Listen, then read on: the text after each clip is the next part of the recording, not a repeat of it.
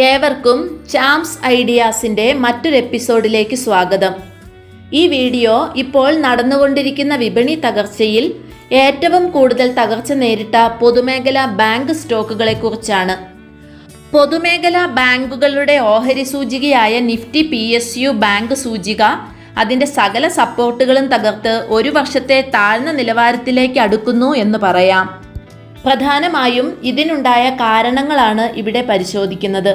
പൊതുമേഖലാ ബാങ്കുകളിൽ പെടുന്ന state bank of India, union bank of India, bank of Baroda, bank of Maharashtra, Indian overseas bank, Punjab national bank, UCO bank, Canara bank, central bank of India തുടങ്ങി ചെറുതും വലുതുമായ മുഴുവൻ ബാങ്കുകളും ഇപ്പോൾ അവയുടെ ഒരു വർഷത്തെ ഉയർന്ന നിലവാരത്തിൽ നിന്നും വളരെ താഴെയാണ് ട്രേഡ് ചെയ്യുന്നത്.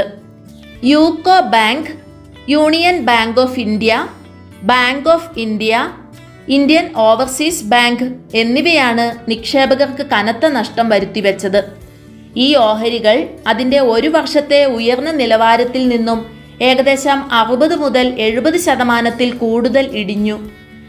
മറ്റു പ്രമുഖ പൊതുമേഖലാ ബാങ്കുകളിൽ SBI 23%, bank of Baroda 33%, Canara bank, Punjab national bank എന്നിവ യഥാക്രമം 39%, 45% താഴെയാണ് ഇപ്പോൾ ട്രേഡ് ചെയ്യുന്നത്.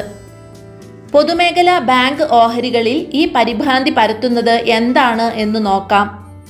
2024 ഡിസംബർ പാദത്തിൽ പൊതുമേഖലാ ബാങ്കുകൾ മങ്ങിയ പ്രകടനമാവും കാഴ്ചവെക്കുക എന്ന റിപ്പോർട്ട് പുറത്തു വന്നതിനെ തുടർന്നാണ് ഈ ഓഹരികളിൽ വിൽപ്പന സമ്മർദ്ദം നേരിട്ടത്. 2024 ജനുവരി 6-നുണ്ടായ വിപണി തകർച്ചയിൽ ഏറ്റവും കൂടുതൽ തിരിച്ചടി നേരിട്ടത് പൊതുമേഖലാ ബാങ്കിംഗ് സ്റ്റോക്കുകൾക്കാണ്. അതിനുശേഷവും വിപണി തകർച്ചയിൽ പൊതുമേഖലാ ബാങ്കിംഗ് സ്റ്റോക്കുകൾ കനത്ത വിൽപ്പന സമ്മർദ്ദം നേരിട്ടു. പുറത്തുവിട്ട ഡേറ്റകളോട് നിക്ഷേപകർ പ്രതികൂലമായി പ്രതികരിച്ചത് പൊതുമേഖലാ ബാങ്കിംഗ് ഓഹരികളിൽ വലിയ ഇടിവിന് കാരണമായി. യൂണിയൻ ബാങ്കിന്റെ ഡിസംബർ പാദത്തിലെ പ്രകടനമാണ് സർക്കാർ ഉടമസ്ഥതയിലുള്ള വായ്പാദാതാക്കളിൽ ഏറ്റവും ദുർബലമായത്.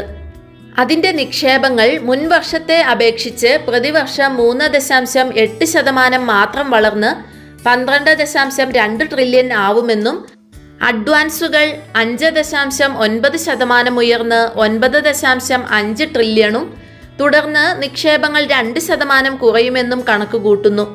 അതേസമയം അഡ്വാൻസുകൾ മിതമായ നിരക്കിൽ 2.1% വളർച്ച കാണിച്ചു. ബാങ്ക് ഓഫ് ബറോഡ കുറച്ചുകൂടി മെച്ചപ്പെട്ട സംഖ്യകൾ റിപ്പോർട്ട് ചെയ്തു. ആഭ്യന്തര നിക്ഷേപം 9.2%, ആഗോള നിക്ഷേപം 11.8% വർദ്ധിച്ച് മൊത്തം 13.9 ട്രില്യണിലെത്തി. അഡ്വാൻസുകൾ ആഭ്യന്തരമായും ആഗോളതലത്തിലും 11.8% വർദ്ധിച്ച് 11.7 ട്രില്യൺ രൂപയിലെത്തി.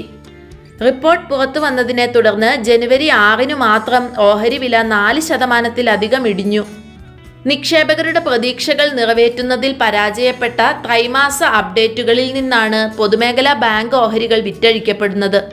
നിരവധി ബാങ്കുകളുടെ നിക്ഷേപങ്ങളിലും അഡ്വാൻസുകളിലും മന്ദഗതിയിലുള്ള വളർച്ച ബിസിനസ് വേഗത കുറയ്ക്കുന്നതിനെക്കുറിച്ചുള്ള ആശങ്കകൾ ഉയർത്തി. കൂടാതെ നിക്ഷേപങ്ങളിൽ യൂണിയൻ ബാങ്കിന്റെ തുടർച്ചയായ ഇടിവ് നിക്ഷേപകരുടെ ആശങ്ക വർദ്ധിപ്പിച്ചുകൊണ്ട് പണലഭ്യതാ വെല്ലുവിളികളെ സൂചിപ്പിക്കുന്നു. ചില ബാങ്കുകൾ പ്രധാന മെട്രിക്കുകളിൽ ഇരട്ട അക്ക വളർച്ച റിപ്പോർട്ട് ചെയ്തപ്പോൾ മൊത്തത്തിലുള്ള അപ്ഡേറ്റുകൾ ഈ മേഖലയിലുടനീളമുള്ള മാന്ദ്യം എടുത്തു കാണിക്കുന്നു. ഈ അസമത്വം പൊതുമേഖലാ ബാങ്ക് സ്റ്റോക്കുകളിലെ മുൻ റാലികൾക്ക് ശേഷമുള്ള ബോർഡർ മാർക്കറ്റിലെ ചാഞ്ചാട്ടവും പ്രോഫിറ്റ് ബുക്കിംഗും വ്യാപകമായ ഇടിവിന് കാരണമായി. പൊതുമേഖലാ ബാങ്കിംഗ് സ്റ്റോക്കുകളിൽ ജാഗ്രതയോടെയാണ് നിക്ഷേപകർ പെരുമാറുന്നത്. ഈ മേഖലയിൽ സുസ്ഥിരമായ വളർച്ചയുടെയും മെച്ചപ്പെട്ട സാമ്പത്തിക ആരോഗ്യത്തിൻ്റെയും വ്യക്തമായ സൂചനകൾക്കായി നിക്ഷേപകർ കാത്തിരിക്കുന്നു. പൊതുമേഖലാ ബാങ്കുകൾ ഒരു നിർണായക ഘട്ടത്തിലാണ് ഇപ്പോൾ. അവ വായ്പാ വളർച്ചാ നിയന്ത്രണം, നിക്ഷേപ സമാഹരണ സമ്മർദ്ദം എന്നിവ പോലുള്ള വെല്ലുവിളികൾ നേരിടുന്നു. ക്രമാനുഗതമായി മന്ദഗതിയിലായ വായ്പാ വളർച്ച ഈ സാമ്പത്തിക വർഷത്തിൽ കൂടുതൽ മിതമായിരിക്കുമെന്ന് വിശകലന വിദഗ്ധർ സൂചിപ്പിക്കുന്നു. ഉയർന്ന ക്രെഡിറ്റ് ഡെപ്പോസിറ്റ് അനുപാതങ്ങളും ലിക്വിഡിറ്റി കവറേജ് ആവശ്യകതകളിലെ റെഗുലേറ്ററി മാറ്റങ്ങളും കാരണം ഈ ട്രെൻഡ് 2026 സാമ്പത്തിക വർഷം വരെ തുടരാമെന്ന് കണക്കുകൾ സൂചിപ്പിക്കുന്നു. ഇനി നിക്ഷേപകർ നിലവിൽ എന്ത് തീരുമാനം കൈക്കൊള്ളണമെന്ന് നോക്കാം. നിലവിൽ പല പൊതുമേഖലാ ബാങ്ക് ഓഹരികളുടെയും മൂല്യം അവ വാങ്ങാവുന്ന മികച്ച നിലയിലേക്ക് വന്നിട്ടുണ്ടെങ്കിലും ഈ സ്റ്റോക്കുകളുടെ മുന്നോട്ടുള്ള ഗതി ത്രൈമാസ സാമ്പത്തിക ഫലങ്ങളുടെ അടിസ്ഥാനത്തിലായിരിക്കുമെന്ന് പ്രതീക്ഷിക്കുന്നു.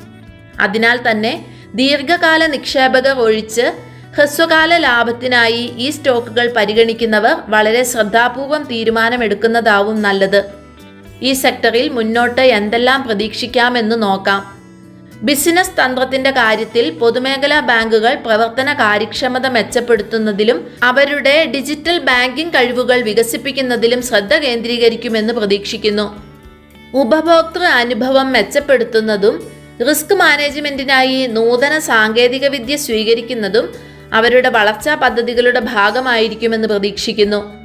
കൂടാതെ ആസ്തി ഗുണനിലവാരം നിലനിർത്തിക്കൊണ്ട് തന്നെ സാമ്പത്തിക വളർച്ചയെ പിന്തുണയ്ക്കുന്നതിനായി അടിസ്ഥാന സൗകര്യങ്ങൾ, കൃഷി, ചെറുകിട ബിസിനസ്സുകൾ തുടങ്ങിയ മേഖലകളിൽ ടാർഗറ്റ് ചെയ്തുകൊണ്ടുള്ള വായ്പകൾക്ക് ബാങ്കുകൾ മുൻഗണന നൽകിയേക്കാം. നിക്ഷേപ സമാഹരണം ഒരു പ്രധാന ശ്രദ്ധാകേന്ദ്രമായി തുടരും. ഡെപ്പോസിറ്റ് വളർച്ച ശക്തിപ്പെടുത്തുന്നതിന് ബാങ്കുകൾ നൂതനമായ സമ്പാദ്യ ഉൽപ്പന്നങ്ങൾ വിന്യസിക്കാനും ഉപഭോക്തൃ ബന്ധം വർദ്ധിപ്പിക്കാനും സാധ്യതയുണ്ട്.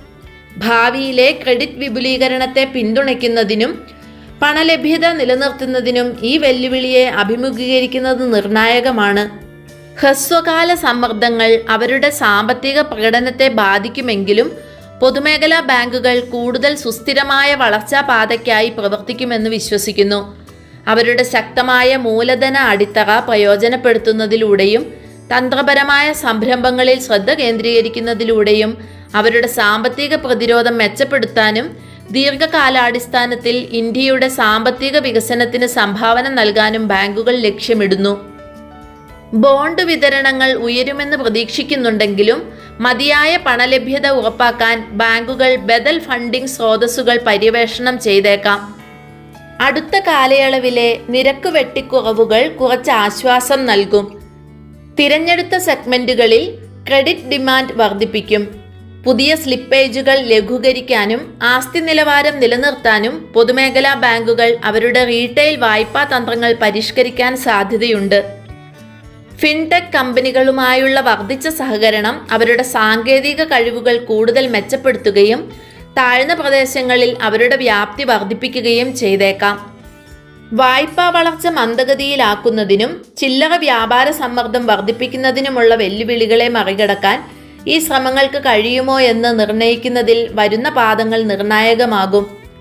മാറിക്കൊണ്ടിരിക്കുന്ന മാർക്കറ്റ് അന്തരീക്ഷവുമായി പൊരുത്തപ്പെടാനും സ്ഥിരമായ പ്രകടനം നിലനിർത്താനുമുള്ള ബാങ്കുകളുടെ കഴിവ് നിക്ഷേപകർ സൂക്ഷ്മമായി നിരീക്ഷിക്കണം. ഇന്ത്യയിലെ പൊതുമേഖലാ ബാങ്കുകൾ നിക്ഷേപകർക്ക് അവയ്ക്കുള്ള സർക്കാർ പിന്തുണയും വ്യാപകമായ ശൃംഖലയും രാജ്യത്തിന്റെ സാമ്പത്തിക വികസനത്തിലുള്ള പ്രധാന പങ്കും കാരണം ശ്രദ്ധേയമായ അവസരങ്ങൾ നൽകുന്നു. ഈ ബാങ്കുകൾ അവയുടെ വളർച്ചയെ പിന്തുണയ്ക്കുന്ന പരിഷ്കാരങ്ങളിൽ നിന്നും നയങ്ങളിൽ നിന്നും എപ്പോഴും പ്രയോജനം നേടുന്നു. എന്നിരുന്നാലും നിക്ഷേപകർ ജാഗ്രത പാലിക്കണം. പൊതുമേഖലാ ബാങ്കുകൾക്ക് അവരുടെ സ്വകാര്യ മേഖലയിലെ എതിരാളികളുമായി താരതമ്യപ്പെടുത്തുമ്പോൾ പ്രവർത്തനപരമായ കാര്യക്ഷമതയില്ലായ്മ നേരിടേണ്ടി വന്നേക്കാം. ഗവൺമെന്റ് നയത്തിലും സാമ്പത്തിക സാഹചര്യങ്ങളിലുമുള്ള മാറ്റങ്ങളും ഈ ബാങ്കുകളുടെ പ്രകടനത്തെ സ്വാധീനിക്കും. പൊതുമേഖലാ ബാങ്ക് സ്റ്റോക്കുകൾ നിക്ഷേപത്തിനായി പരിഗണിക്കുന്നവർക്ക് സമഗ്രമായ ഗവേഷണം, നിലവിലെ സാമ്പത്തിക അന്തരീക്ഷത്തിന്റെ സൂക്ഷ്മമായ നിരീക്ഷണം, വൈവിധ്യവൽക്കരണം എന്നിവ റിട്ടേണുകൾ പരമാവധി വർദ്ധിപ്പിക്കുന്നതിനോടൊപ്പം അപകട സാധ്യതകൾ കൈകാര്യം ചെയ്യുന്നതിന് അത്യന്താപേക്ഷിതമാണ്.